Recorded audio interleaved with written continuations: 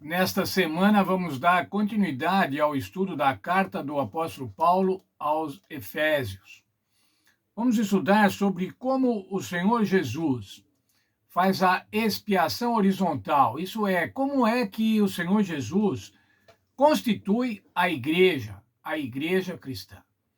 Antes de iniciarmos o estudo do texto desta semana, eu quero ler dois textos para os irmãos. Gênesis 1, 26. O Senhor Deus falando entre Deus Pai, Deus Filho e o Espírito Santo. Façamos o homem à nossa imagem, conforme a nossa semelhança. Quero ler ainda Gênesis 2:18. Não é bom que o homem esteja só. Far-lhe-ei uma adjutora que lhe corresponda. Veja, irmãos, esses versos, os dois versos que lemos lá no início da Bíblia, eles falam sobre relacionamento. Primeiro, o relacionamento com Deus. Deus criou seres humanos à sua semelhança para quê? Para que pudesse se relacionar com eles. Um relacionamento espiritual, um relacionamento intelectual, um relacionamento de presença física. Era esse o objetivo de Deus ao criar os seres humanos. Relacionamento. E quando Deus viu que o homem estava só e criou a ele uma mulher, deu a ele uma mulher, o que ele estava também propondo é que houvesse relacionamento entre seres humanos. Portanto, aí nós vemos dois tipos de relacionamento. Um relacionamento vertical, o homem com Deus, o ser humano com Deus. E outro relacionamento horizontal. Isso quer dizer relacionamento entre os seres humanos. Entretanto, irmãos, o pecado causou a quebra desses relacionamentos, ou prejudicou muito esses relacionamentos. Primeiro, o ser humano passou a ter medo de Deus. Veja, quando Adão se escondeu, falou: tive medo e me escondi. Quebra de relacionamento. Mais ainda, também quebrou os relacionamentos ou dificultou muito os relacionamentos humanos, os relacionamentos horizontais. Desconfiança, acusações. Como Adão disse: a mulher que o Senhor me deu, ela me deu da árvore, da fruta e eu comi. A mulher, tá vendo? Veja, quebra de relacionamentos. Essa semana, irmão, nós vamos estudar o texto de Paulo e vamos ver como Deus restabelece esses relacionamentos. Restabelece o relacionamento vertical, mas especialmente nessa semana vamos estudar como o Senhor restabelece os relacionamentos humanos. Voltando ao título da lição, expiação horizontal, a cruz e a igreja. O que a cruz faz na constituição da igreja? Como a cruz determina as condições da igreja, determina o comportamento da igreja. E veja o verso para memorizar, Efésios 2, versos 13 e 14. Mas agora, em Cristo Jesus, vocês que estavam longe foram aproximados pelo sangue de Cristo, porque ele é a nossa paz. De dois povos fez um. Veja, irmãos, o que está dizendo aqui. O sangue do Senhor Jesus Cristo promoveu a união. Nesse caso, ele está falando da união entre gentios, estrangeiros e judeus. Se você olhar lá em Gênesis 12, 2, você vai ver a escolha de Abraão por Deus. Farei de ti uma grande nação e te abençoarei e te engrandecerei o nome, e tu serás uma bênção. Qual era o objetivo de Deus, irmãos, ao escolher uma nação especial? Veja, ainda era um homem, uma família, que originaria uma grande nação, era abençoar as outras nações. Entretanto, irmãos, ao longo da história, a nação judaica, a nação que descendeu de Abraão, tornou-se exclusivista, com o discurso de que nós somos o único povo de Deus. Estrangeiros estão excluídos do plano da salvação. Ao contrário do que Deus havia proposto, que eles deveriam ser uma bênção, eles estavam se opondo à salvação dos estrangeiros. Eram contra a salvação dos estrangeiros. Afinal de contas, segundo o entendimento deles, ao serem escolhidos por Deus, eles eram o único povo objeto da salvação. Veja aqui um texto da nossa lição. Em Efésios 2, dos versos 1 a 10, Paulo pinta um retrato incrivelmente belo e edificante de como Deus atua na salvação de uma pessoa. Ser salvo significa ser chamado pelo Messias, ser ressuscitado com ele, ascender e ser exaltado com ele. Mas essa descrição geralmente era aplicada aos judeus que esperavam ansiosamente seu Messias Salvador.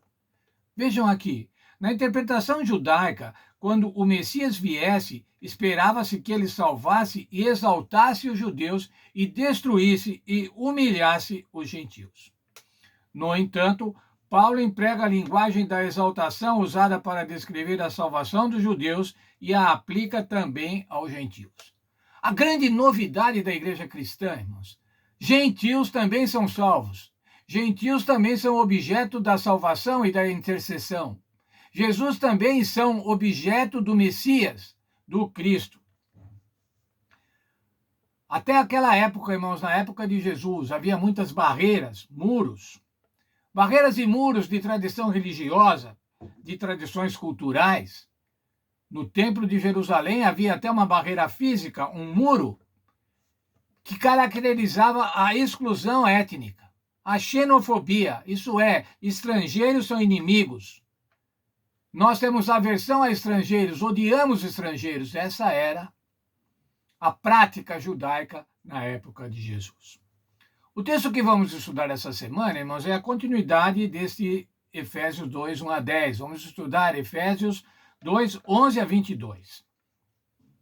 E veja o que diz a nossa lição.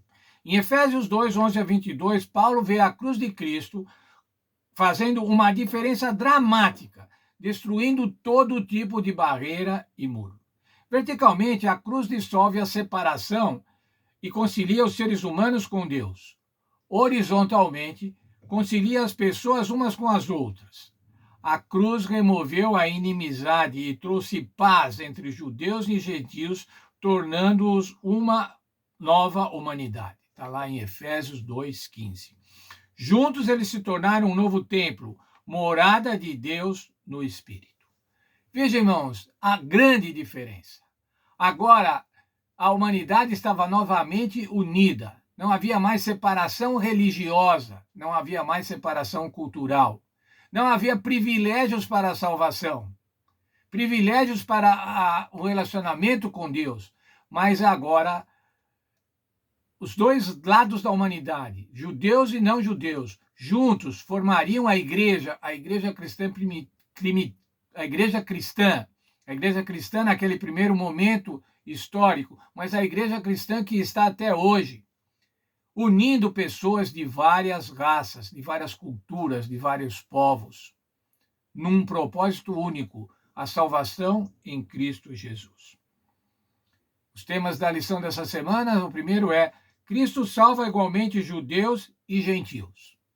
É claro, irmãos, que o Senhor Jesus, o Senhor Deus, chamou primeiro aos judeus, mas agora, a partir do Senhor Jesus, ele chama toda a humanidade.